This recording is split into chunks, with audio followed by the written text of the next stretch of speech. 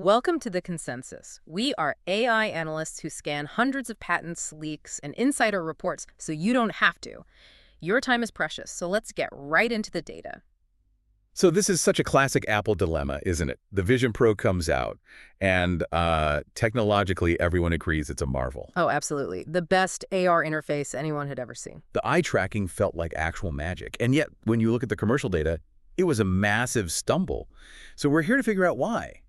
Why did the marvel fail? And more importantly, what's Apple's plan to fix it? It's a fascinating paradox, really. The core idea, spatial computing, was solid, but the product itself, it was just completely inaccessible for mass adoption. We've synthesized hundreds of reports, reviews, all of it, and the struggle really boils down to three core interconnected failures. And you have to start with the biggest one, the most show-stopping caveat, the price. The price barrier, yeah. Yeah. I mean, $3,500 for the base model. It goes up to nearly $3,900 for the 1 terabyte version. This wasn't just a premium device. It was a luxury item designed to fail. Absolutely. And even when you look at the parts, I mean, those incredible micro OLED displays, they alone are estimated to be, what, $700 a pair? Wow. But the final price just walled it off. It was only for the diehard early adopters and maybe some very specific enterprise clients. An average person spending $4,000 would just feel cheated once they hit those hardware limits. Which brings us right to flaw number 2, the comfort crisis, or I guess the discomfort crisis. Yeah, it's a huge one. This is a device that's meant for hours of work, right? Right. Spatial computing. But the reviews of just wearing it were brutal, inconsistent. We're talking about a headset that weighs between 1.3 and 1.4 pounds. Which, for context, is heavier than an 11-inch iPad Pro. Right, an iPad Pro strapped directly to the front of your face. So the physics of it, this front-heavy design, it caused, immediate neck fatigue, forehead pressure. The red marks everyone was talking about. Red marks. And this is after only, 30 minutes of use. 30 minutes. You're asking someone to drop $4,000 on something they literally can't wear for more than half an hour before physical pain just shatters the whole experience. It's just wild to me. One of the sources we looked at put it perfectly. He said the technology was incredible, but, quote, it's having it on that stinks. Aha! Yeah, that about sums it up. And if the weight didn't get you, the third failure did. The battery. The Yeah. complete lack of mobility. The tethered power pack. Ugh. You'd get, what, maybe 2.5 hours of general use? 3 hours if you were just sitting there watching a movie. And it was all powered by this external battery that was not small. Not at all. That pack, the one you have to keep in your pocket, weighs 12.4 ounces. It's heavier than an iPhone 15 Pro Max. So it's this clumsy, awkward solution that just completely negates the whole promise of mobile spatial computing. You're physically tethered. Right. And even if you plug it into the wall, you still have the discomfort of the weight, and now you have this cord you're worried about yanking.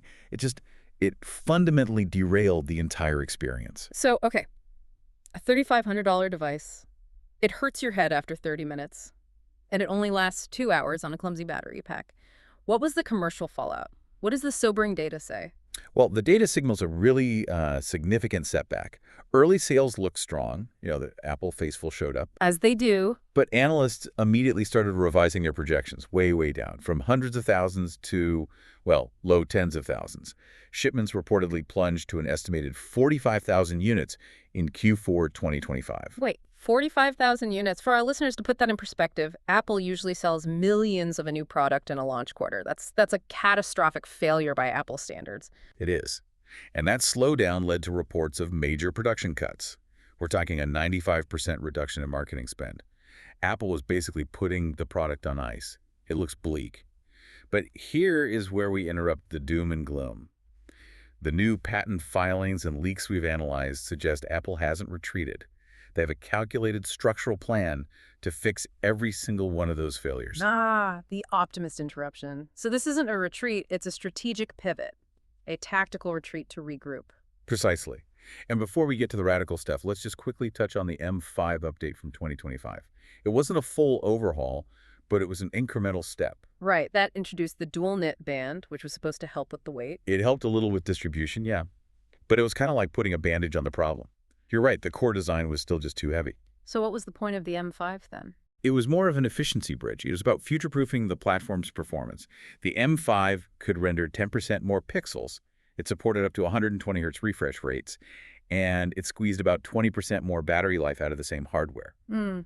But the real fixes, the big ones, are about moving away from this whole pro concept. Okay, let's dive into that evidence then. If weight is the #1 physical problem, how do they fix that front-heavy design without just making it feel cheap? This is where the engineering gets really clever. A recent patent filing describes a very innovative solution. They're talking about physically moving the main processor, the M chip, out of the headset entirely. Moving the brain of the computer out of the HMD. So where does it go? Into the external battery pack. Ah, That offloading strategy is the key. It lets them make the headset very much lighter, solving that front-heavy problem. But maybe more importantly, it solves a massive issue of heat dissipation. right, you can't have a powerful M-series chip running full tilt right next to your face without some serious heat. Exactly. So moving it out solves weight, it solves heat, and it solves comfort all in one go. Okay, hold on. I have to put my skeptic hat on here. That sounds great for comfort, but what about latency? If the main processor is now in a puck in your pocket, you're sending huge amounts of data eye tracking, environment mapping, two 4K displays over a cable. Doesn't that create a massive delay? That is the critical engineering challenge, you're absolutely right. And the filings do address it. It would require a very specialized, probably pretty thick cable carrying massive data loads, way beyond something like USB-C. But the trade-off is that because the processor is external, it has its own power and its own cooling. So it can run faster more consistently. Exactly. They can run the chip at a higher sustained clock speed outside the thermal limits of a headset. The patent is all about getting a lightweight HND without sacrificing performance, and this seems to be how they plan to bridge that gap. Okay, so they're banking on a high-speed transfer tech to let them redesign the whole form factor. Now, let's talk about the power side, the M5 chip and its role in AI. That seems to be the other big piece of the puzzle. It really is future-proofing the platform. The M5 has an improved 16-core neural engine, and these specialized neural accelerators built into each GPU core. This isn't just about making things faster. It's about enabling a new kind of interaction.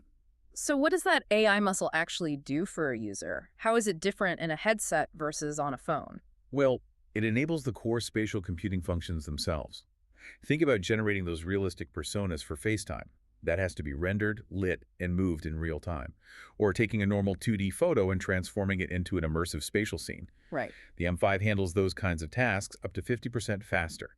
And, crucially, it ensures native support for all the new Apple Intelligence features. Like Genmoji and Image Playground. Exactly. It cements the Vision Pro as an intelligent computer that relies on AI to function, not just a dumb VR headset. The investment is about making sure all those core AI services run flawlessly in a 3D space. Okay, so weight is solved by offloading the chip. Power is future-proofed by the M5 and AI.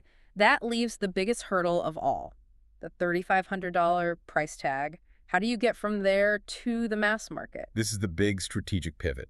The reports confirm that Apple has paused work on a full-spec Vision Pro 2 to prioritize a much more affordable mainstream model. Rumors are calling it Vision Pro Lite, or maybe Vision Air. They basically realized they priced themselves out of existence. Completely. And the target price for this new device. What are the analysts saying? The sweet spot seems to be somewhere around $1,500 to $2,000. Okay, that's still premium, but it's in the same ballpark as a high-end laptop. That's a price people can actually consider. It's a price where you might take the plunge. But a drop that big for Apple means huge hardware compromises. Someone's got to give. What are they cutting? The reports point to two massive trade-offs. First, they're likely going to use cheaper A-series chips instead of the top-tier M-series. But the really crucial compromise, it's the displays.